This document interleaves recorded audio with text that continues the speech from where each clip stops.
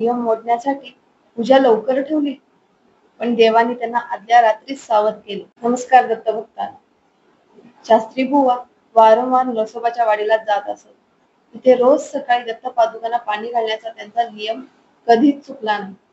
एकदा पुजारी मंडळींनी त्यांचा नियम मोडावा म्हणून पहाटेची पूजा नेहमीपेक्षा लवकर करण्याचे ठरवले. पण त्याच रात्री देवाने स्वप्नात बुवांना सांगितले, लवकर उठून पाणी घालावे.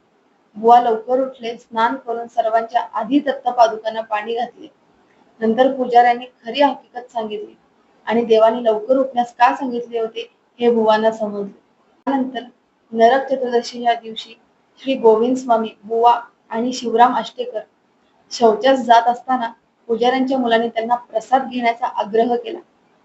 स्वामींनी विचार केला, आज या मुलांच्या रूपाने देवच आपली परीक्षा पाहत आहे.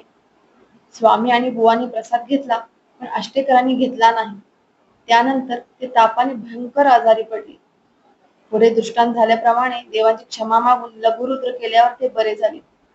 माणगावात एकदा बुवांनी श्रमामुळे नित्यक्रम थोडक्यात करून विश्रांती घेतली. त्याच रात्री त्यांना विंचू चावला आणि रात्रभर झोप मिळाली नाही. त्या दिवसापासून त्याने नित्यक्रमात कधीही खंड पडू दिला नाही.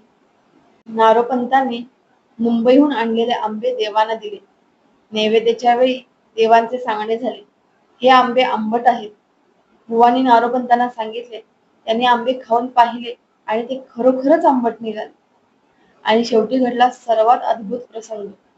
नरसोबाच्या वाडीतील एका शास्त्री बुवांनी बुवांच्या योगाभ्यासावर प्रश्न उपस्थित केला.